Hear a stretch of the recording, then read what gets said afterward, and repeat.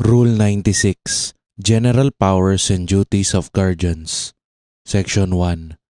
To what guardianship shall extend? A guardian appointed shall have the care and custody of the person of his ward, and the management of his estate, or the management of the estate only, as the case may be.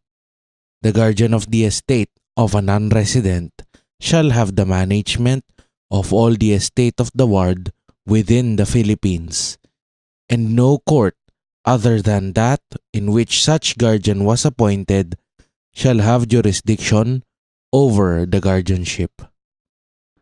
Rule 96, Section 2. Guardian to pay debts of ward.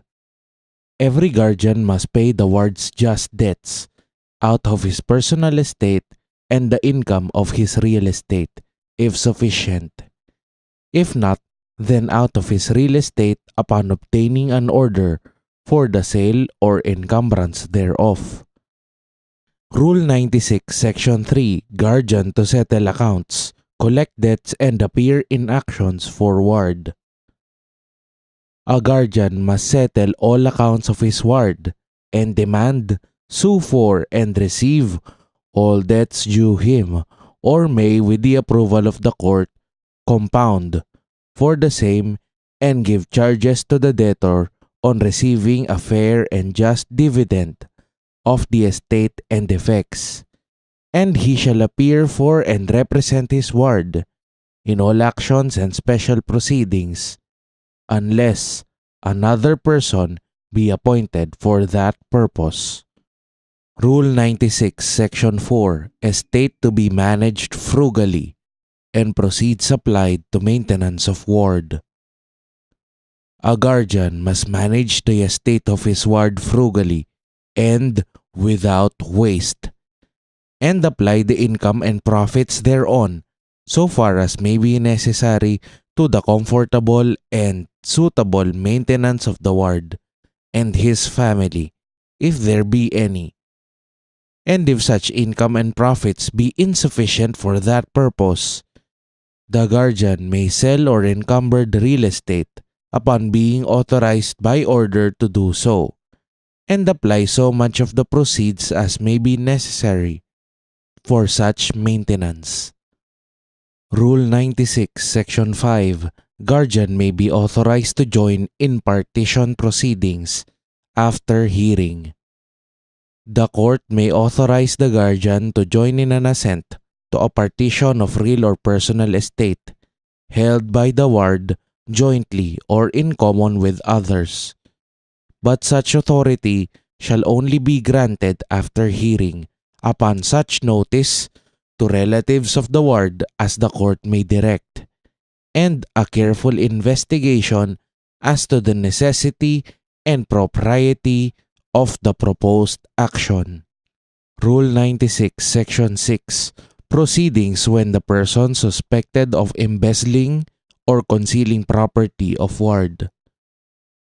Upon complaint of the guardian or ward or of any person having actual or prospective interest in the estate of the ward as creditor, heir, or otherwise, that anyone is suspected of having embezzled, concealed, or conveyed away any money, goods, or interest, or a written instrument belonging to the ward or his estate, the court may cite the suspected person to appear for examination touching such money, goods, interest, or instrument, and make such orders as will secure the estate against such embezzlement, concealment, or conveyance.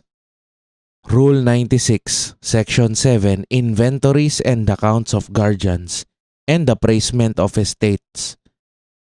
A guardian must render to the court an inventory of the estate of his ward within 3 months after his appointment, and annually after such appointment an inventory and account, the rendition of any of which may be compelled upon the application of an interested person.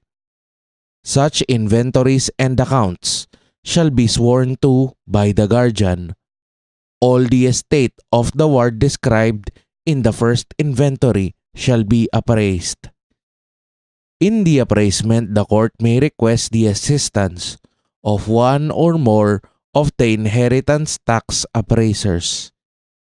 And whenever any property of the ward not included in an inventory already rendered is discovered or succeeded to or acquired by the ward, like proceedings shall be had for securing an inventory and appraisement thereof within 3 months after such discovery, succession, or acquisition.